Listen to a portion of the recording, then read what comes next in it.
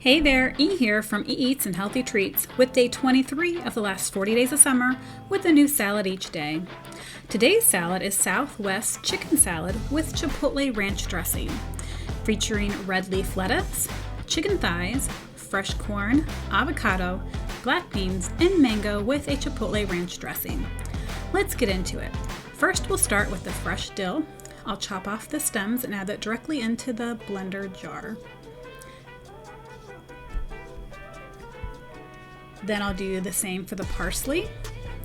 I already chopped up some cilantro, so we'll add about a tablespoon of that. Followed by our Chipotle and adobo sauce. This comes in a can and can be found in the Mexican aisle at a grocery store. Then add in the mayonnaise. This is real mayo, not Miracle Whip.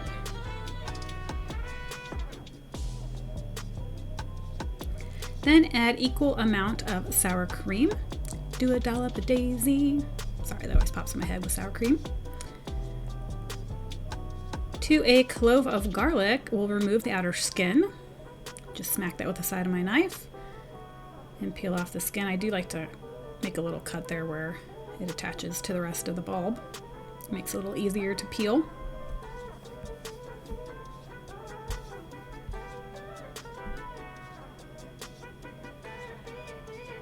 Then add some juice from a lemon and a quarter teaspoon of salt. And 2 tablespoons of buttermilk to start with. We'll add more later if we need to thin out the dressing a bit. We'll follow that with a dash of cayenne pepper.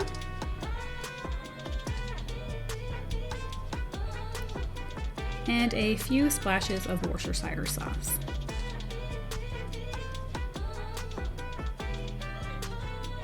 Before moving on to blending this, let's prep our onion. I'll use about a quarter of an onion, cut off the ends, and then remove the skin.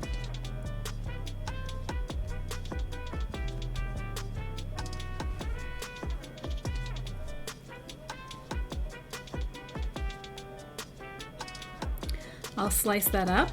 This will be caramelized, so we want to put it into smaller pieces to make it cook a little quicker rather.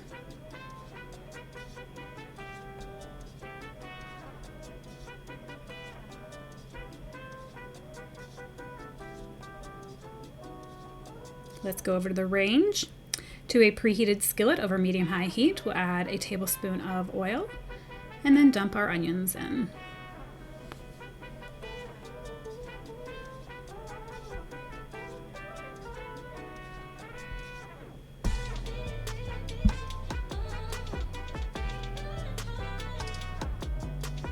I'll add a bit of salt and we'll cook these until they're tender, caramelized, and browned, stirring them frequently.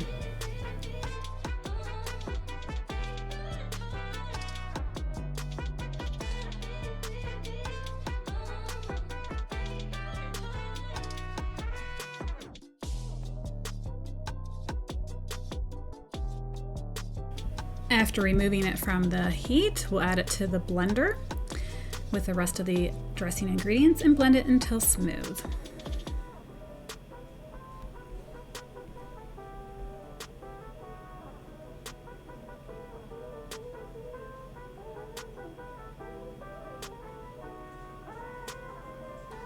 It needed thinned out a little bit, so we'll add an additional 2 tablespoons of buttermilk, which was about perfect in the end.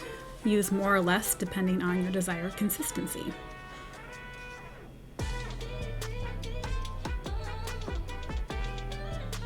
Back to the cutting board, let's slice the avocado. Start by making a cut all the way around the seed.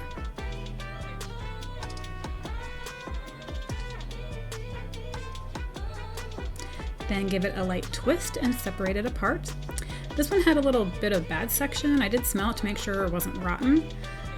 Couldn't really tell what it was, but I did just cut those ends off and carry it about my business.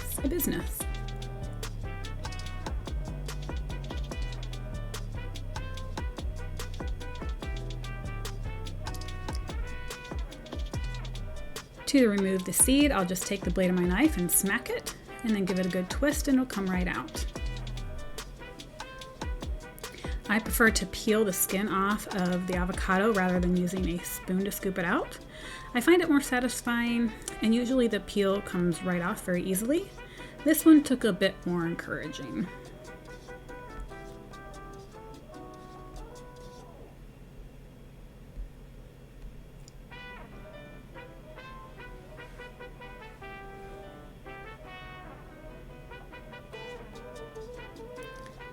Typically, the peel comes off clean, so you know you're getting every bit of the avocado. When using a spoon, I find that some of it gets left behind. Plus, if you've dirtied an extra spoon, and if you've ever not rinsed the spoon off right away, it does leave the avocado to dry, and it really gets caked on there and it's hard to remove. Sometimes even the dishwasher, it doesn't get cleaned off. So once the skin is removed, I'll slice it into semi-thin strips. No need for the sushi thin avocado here though.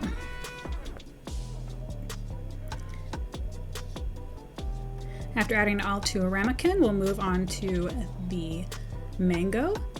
We'll peel it using a paring knife. I've said it before, this always makes me think of my one grandma. She was such a sweetie, ornery but sweet.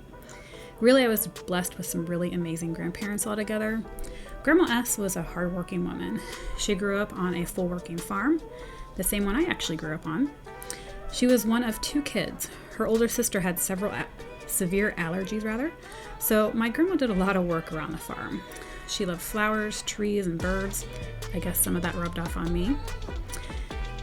She did a lot of canning of produce, so it is not an uncommon memory of me to think of her with a paring knife in hand. It was kind of memorizing to watch. I can remember wondering how she didn't cut herself. It's all about a sharp knife and having good control of it.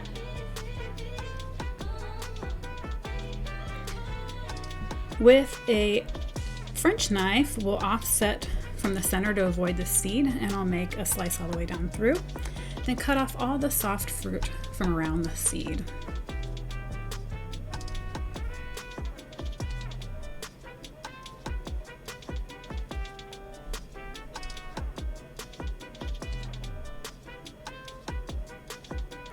Once all the mango is cut off from the seed, I'll cut somewhat into cubes.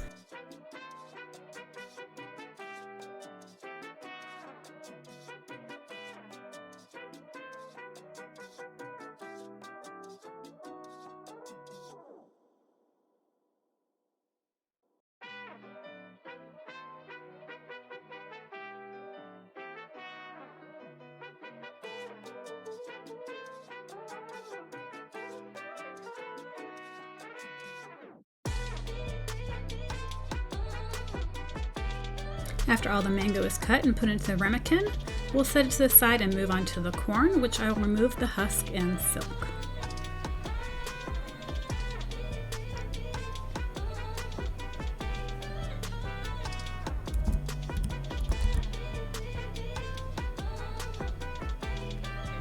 Our last preparation step is the chicken thighs. I'll flatten those out onto the cutting board. After a quick wash of my hands, I'll take the spices that have already been measured out, which consist of Mexican oregano, salt, pepper, cumin, and paprika. Mix those up a bit, and then I'll add in some olive oil to make kind of a paste.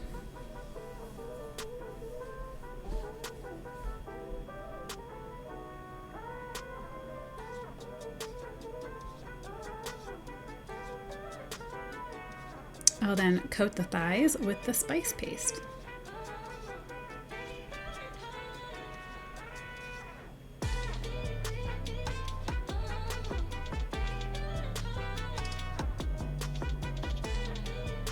Making the spices into a paste help keep the spices on the chicken a little better than dry spices. And since we'll be grilling this also will help add a little oil to keep it from sticking to the grates.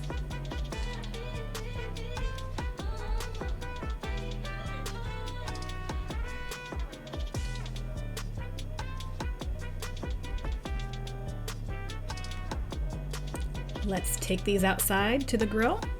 This is a smoker / grill, so it doesn't quite get the char like regular grill, but we'll use it anyways. It has been preheated. I'll spray it with a high heat grill oil on the grates before adding the corn and the chicken.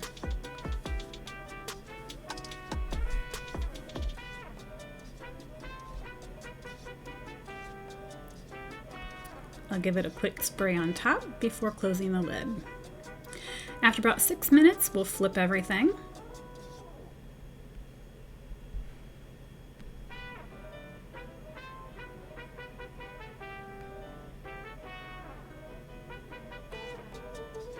And then after about another 8 to 10 minutes, let's check the temperature. Since these are dark meat, we want the temperature to be higher than, say, a chicken breast, which should be 165.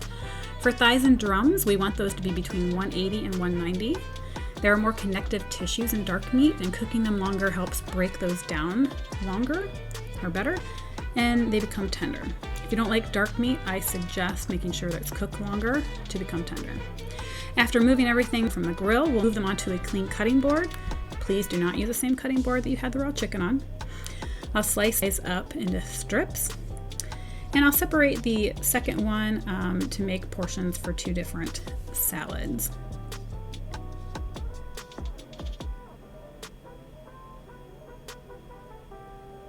I also cut the corn off the cob, which is not shown here.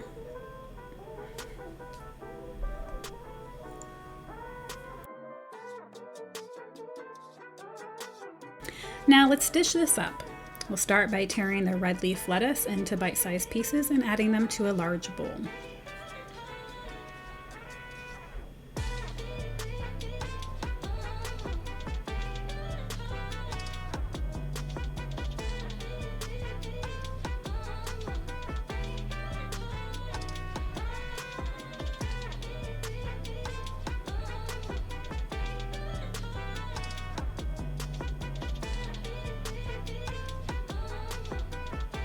Then we'll grab 1 portion size of the chicken thighs and about half of the black beans, which is about a 1/4 cup, followed by half of the avocado,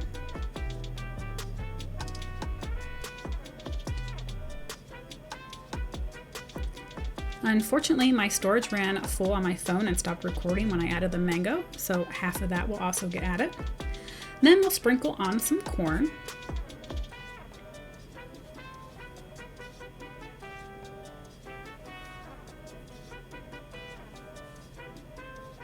And lastly, we'll spoon on some of the Chipotle ranch dressing.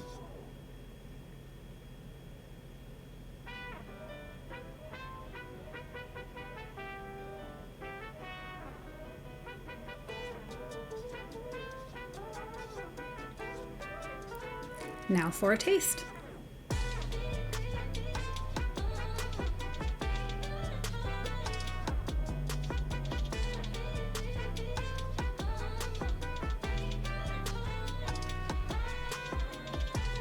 The chicken is tender and juicy with a great little flavor from the spice mix. The avocado gave some creaminess, while the mango added some sweetness. The red leaf lettuce and black beans combined well, and the Chipotle ranch dressing gives the right amount of tart smokiness, with just a little hint of spiciness. I hope you'll give this one a try. Until later, be blessed and act in love. Enjoy!